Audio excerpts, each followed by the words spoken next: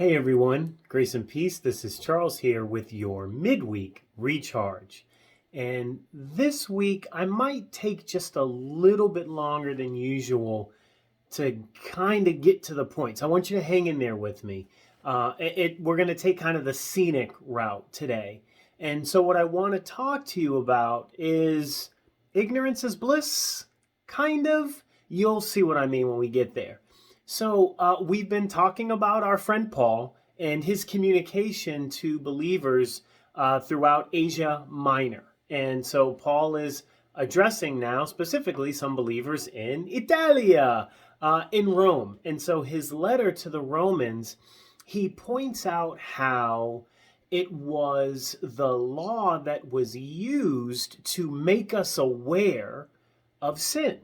That prior to Moses receiving the law at Sinai, that the Israelites and really nobody else sort of knew what sin was exactly. Sin came into the world through Adam and Eve wanting to take wisdom and knowledge for themselves on their own terms. And so sin comes into the world that way, but it doesn't become known until God gives Moses the law as a way to articulate, to juxtapose what's righteous behavior and what's unrighteous behavior. So it's the law that actually makes us aware of sin. And so prior to the law, could you be guilty of sin? Well, no, not really. It doesn't mean that you weren't unrighteous. It just means that you weren't aware of the wrong that you were doing.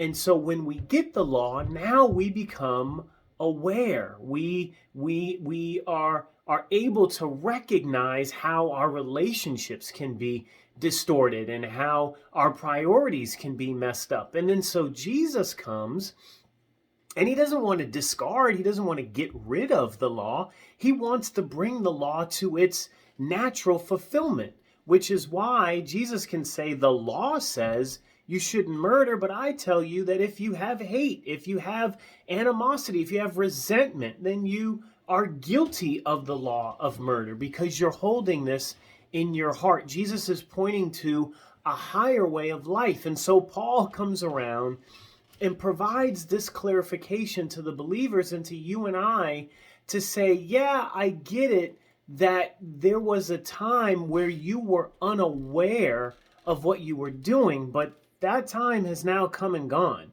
You've come into full knowledge. And so let's not get rid of the law. Let's not discard it.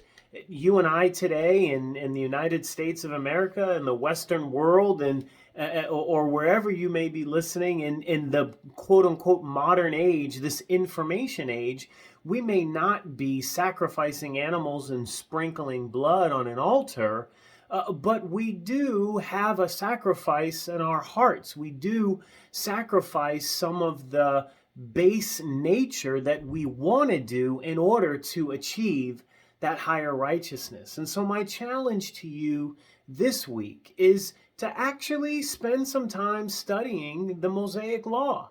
Examine and look at, go through. I know it's a chore, it's a challenge, but maybe listen to a podcast and do some studying. Look at a commentary on Leviticus and Deuteronomy, Numbers. I recommend the Bible Project. They're a great resource. Understand, gain a deeper understanding of the law. See what it was God was communicating to humanity prior to Jesus. You'll have a greater appreciation of what Christ did by fulfilling all that law. Let that be your recharge.